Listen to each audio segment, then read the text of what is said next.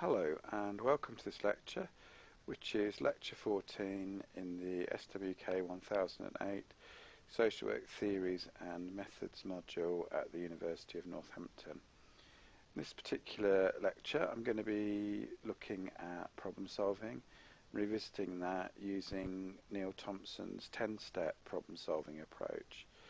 In many ways this is a somewhat simpler and more straightforward method of problem solving than the one I outlined in my lecture last term, but I hope in many ways it is one that you will find particularly useful and that you might find particularly useful for the group presentation.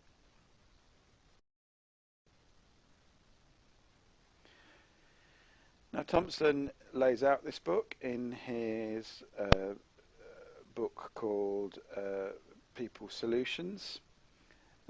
And he's very clear in this model that he is not claiming that this is something that should be stuck to rigidly or that it is the correct, definitive, only way that one should solve a problem.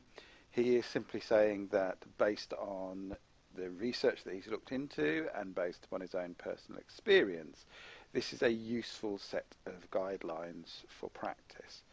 And what I will do is I will just briefly outline the 10 steps to the particular model that he presents.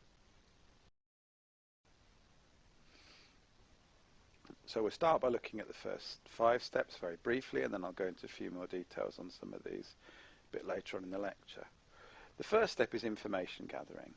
And this really is where we ask the kind of questions that will help us understand what the problem is, the details of the problem.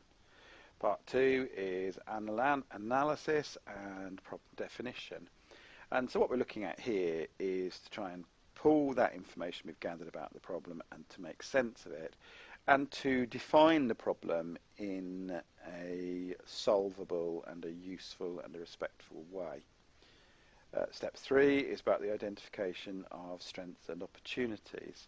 So particularly here, thinking about trying to find out what resources, what skills, what abilities, and what opportunities the person has that will help them solve the problem that you have defined in your information gathering. Step 4 is about exploration of possible solutions, about generating lots of different ways of solving the problem. And step 5 is about evaluation of the possible solutions. So you're looking at, well, which ones are the best. So if step 4 is about trying to create as many as possible, step 5 is about trying to narrow that list down from all the things that are possible to focusing on the things that are most likely to be helpful. This leads fairly naturally on to step 6, which is about the formulation of a plan, about actually thinking about how you're going to go about putting that solution into practice. Step 7 is quite interesting because step 7 is about saying that as you are formulating a plan, that is likely to throw up more problems, potential pitfalls. It may also lead to identifying new strengths, so you're going to revisit both the information and the analysis as you formulate the plan. Step 8 is about the implementation of the plan. So it's all very well having 1,000 really good ideas about how to solve a problem, but to some extent one plan carefully and thoughtfully put into practice is worth more than 1,000,000 good ideas that never get acted upon. Step 9 is about monitoring and review, about checking to see whether what you are doing is having the result that you intend it to have. And then step 10 is about concluding your involvement. So the idea of problem solving is that you get in, you solve the problem to the best of your ability and the service user's ability, and then you get out again. So let's look at this first stage here. It's very simple. You start with, well, what's the problem? What is the problem? What is it that you're not happy with? What is it you would like to change? And then the second question here is about why is it a problem? Now, I'm not talking here about why is there a problem. I'm talking here, or Neil Thompson here is talking about, well, why is it a problem? Uh, so, I mean, a good example of this might be a bereavement. Now, it's fairly obvious to see that the cause of a bereavement is the death of a loved one. But that's not why, that's what's causing it. That's why is there a problem, because the loved one has died.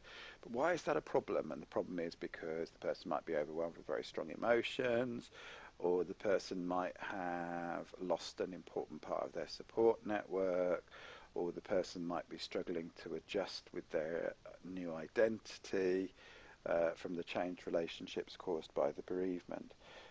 So that's why is it a problem. In other words, the problem, why is it a problem, is about what impact is the problem having on the person that you're working with. To some extent, when it comes to information gathering and about problem solving, there is a really useful idea, or an idea that I personally have found really useful, which is borrowed from an approach called transaction analysis. It's been around a while. I found a useful source here from Meller and Schiff back in 1975, who talk about something called discounting. And they're looking at the barriers that stop people from solving a problem in terms of these four key areas. So for somebody to be able to solve a problem, they have to first of all realize that a problem exists. People can be incredibly good at denying even the existence of a problem.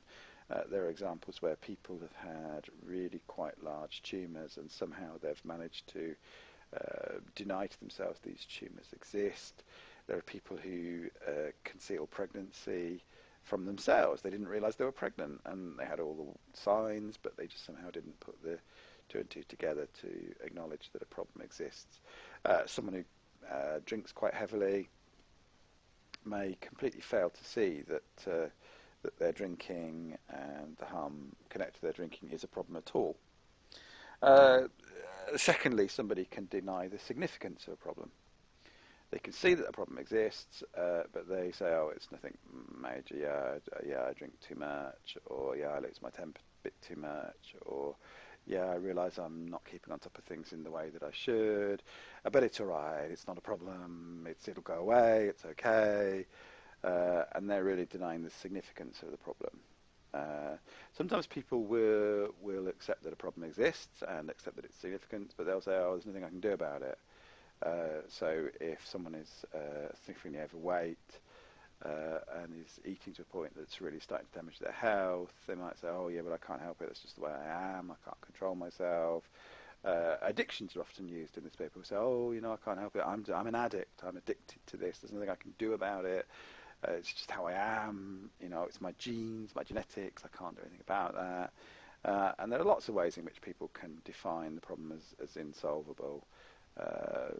It's just unfair. It's just life. It's just get bad luck. It's not my fault. I can't do anything about it. It's not solvable. And you'll notice that as I was giving those examples of solvability, I was also to some extent weaving in this bit about the own part. I wouldn't have a problem if so and so would act differently. They've got to change, not me.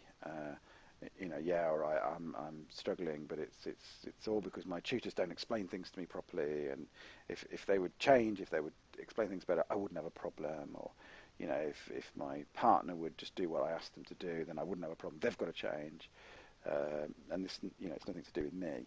So really, somebody, when you're doing the information gathering, you to some extent need to be aware of the fact that if you're going to use a problem solving, you have to help the person define a problem in a way which acknowledges its existence, its significance, its solvability, and their own responsibility to take part in the problem-solving process. And then really, if you're talking about, as generally here, about information gathering, at its rather more simple level here, when it comes to a problem, who is doing what, where, and when? So you ask these questions about, well, okay, what is the problem? Who's doing the problem? What is it they do? Where and when does this happen? And I've talked about this before, but the aim really here is to go for a very detailed sequence to describe the problems. And the example I give here is the movie test, where you imagine trying to make a movie of the problem. So if somebody says, oh, my problem is that I keep losing my temper. Okay, in what way? What do you do when you lose your temper? What does that look like? What do you do? How do you behave? My problem is I just get really anxious. Well, okay, when you're anxious, how do you know you're anxious? What does it feel like? What do you do when you're anxious? So you're asking all these sort of detailed questions here. And it can sound quite intrusive, but if you're going to use a problem-solving approach as opposed to, say, a solution-focused approach, it's really quite important to explore the details of the problem so that you've got a very clear picture in your own mind of exactly what the problem is that you're dealing with.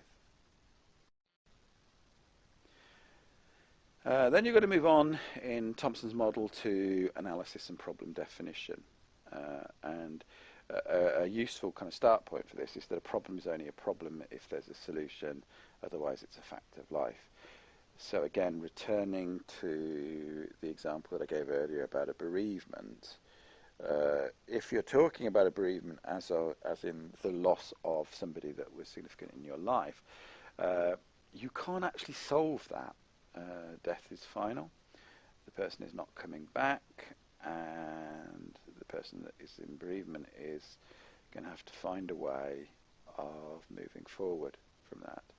And I mean, I always think that if you think about bereavement, it's an interesting example because the only reason we experience bereavements is because we care, because we love people, and because people are important to us. And certainly on a personal level, I would never want to give up the ability to experience grief, because I know that the only way I could give that up is that if I didn't love anybody.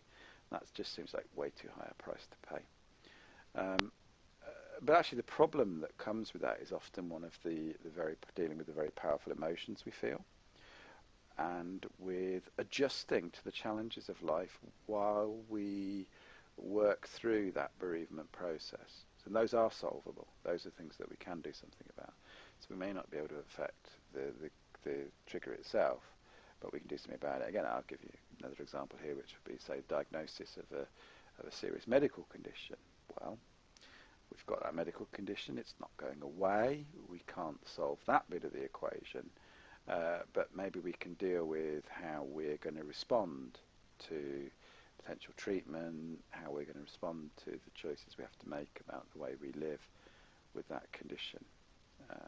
It's just a way of thinking about the difference between a problem and a fact of life is that many things are uncomfortable, many things are rotten and horrible in life, but if we can't solve them, it's not a problem.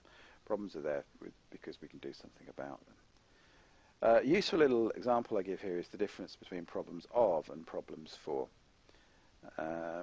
What I mean by a problem of is the person who's causing the problem, and then problem for is the person who actually suffers most directly of this because of this problem. I'll give a bit of a controversial example here, and a bit of I'm sorry if this is uncomfortable talking about this in the lecture format, but if we take a problem like rape, now you can see that who is rape a problem for? Well, rape is predominantly a problem for women. It is women who suffer because, generally speaking, I know men can be raped as well. I'm not minimizing that or undermining that. I'm just saying statistically the majority of the victims of rape will be female. It's a problem for women.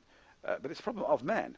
I mean, it's very clearly, again, I understand that women can commit things that you may want to call rape, but they can certainly commit indecent assault.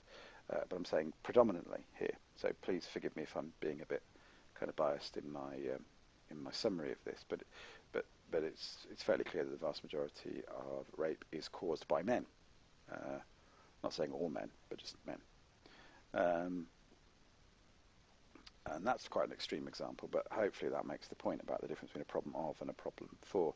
So again, if you imagine working with a family where there's a relationship problem between a parent and a teenage child, and the teenage child is going out and drinking and not coming in at night and skipping school, then those are clearly problems of the teenager. It's the teenager that's doing those problems. But actually the teenager might be quite happy to live that way. So it may be that it's a problem for the parent.